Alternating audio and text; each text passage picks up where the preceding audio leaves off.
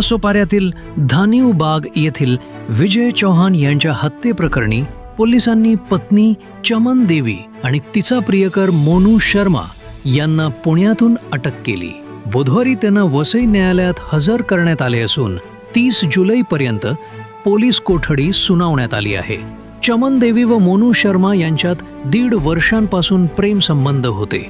विजयला याची कल्पना आल्यानंतर त्याचा खून करण्यात आला। मृतदेह घरातच गाडून त्यावर टाइल्स लावण्यात आल्या। हत्या 5 ते 6 जुलै दरम्यान झाली असून आरोपींनी हत्या केल्यानंतर त्याच कबरीवर शारीरिक संबंध ठेवल्याची माहिती तपासात समोर आली आहे। पोलिसांनी आरोपींचा शेवटचा लोकेशन पुण्यात सापडल्यानंतर ससाणे नगरमधील म्हाडा कॉलनीत सुमारे 3000 घरात शोध घेतला। मुलगा मेडिकल दुकानाजवळ आढळल्यावर चमन देवी ताब्यात आली। दोघेही एका ऑटो चालकाच्या मदतीने तिथे भाड्याने राहत होते। न्यायालयाने 7 दिवसांची कोठडी मंजूर केली आहे। हत्या प्रकरणातील शस्त्र, मृताचा मोबाईल, जुन्या टाइल्स आणि खड्डा खोदणाऱ्या कामगारांबाबतचा तपास सुरू आहे। या सगळ्या प्रकरणावर पोलीस उपायुक्त यांनी काय म्हटले हे देखील ऐकूया। यामध्ये किती आरोपी आहेत नेमके आणि कुठून पकडलेले आहेत आणि हत्येचा नेमका प्रकार कसा आहे? सुरुवातीला पेल्लार पोलीस स्टेशन येथे दिनांक 20 जुलै रोजी 2 व्यक्तींच्या मिसिंगबद्दल तक्रारी दाखल झालेल्या होत्या। यामध्ये एक मिसिंग व्यक्ती आहेत विजय चौहान आणि दुसरे आहेत मोनू शर्मा। तर या दोघांबद्दल मिसिंग 20 तारखेला इथे दाखल होती। त्याचबरोबरीने एक मिसिंग श्रीमती चमन विजय चौहान यांच्याबाबत ट्विन्स पोलीस स्टेशन येथे दाखल होती।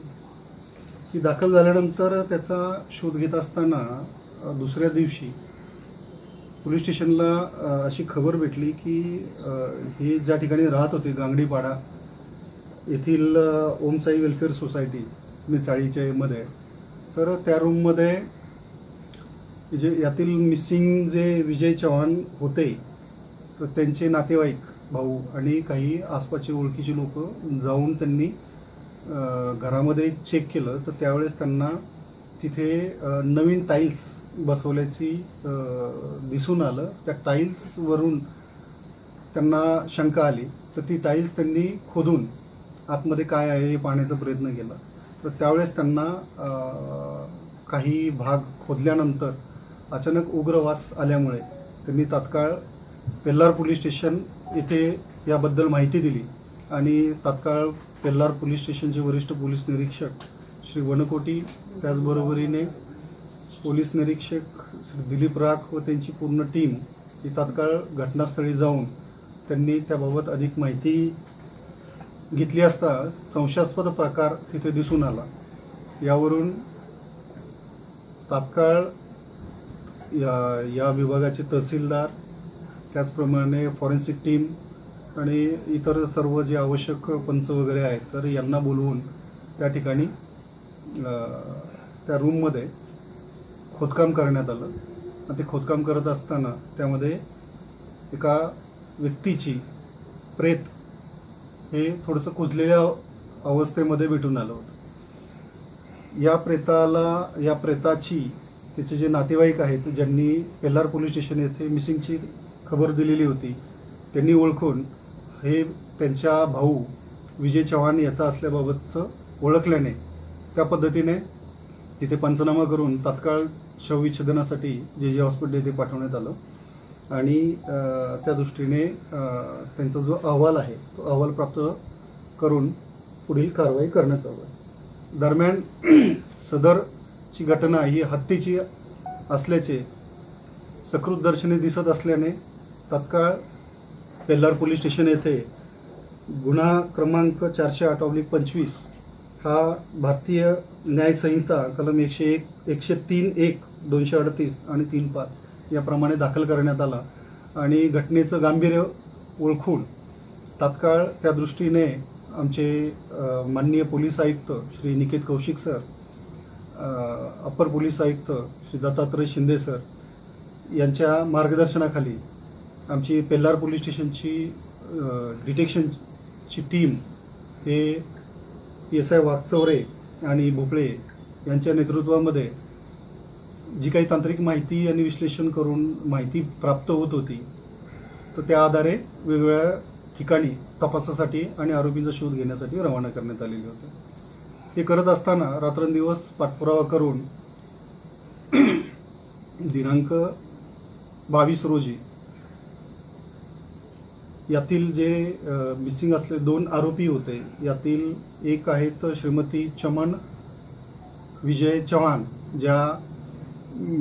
जे मयत मिळून आलेले आहेत त्यांची पत्नी आहे, आणि दुसरा एक त्यांच्याबरोबर असणारा आरोपी हा मोनू अरविंद शर्मा, जो त्यांच्याच बाजूच्या खोलीमध्ये राहण्यास होता.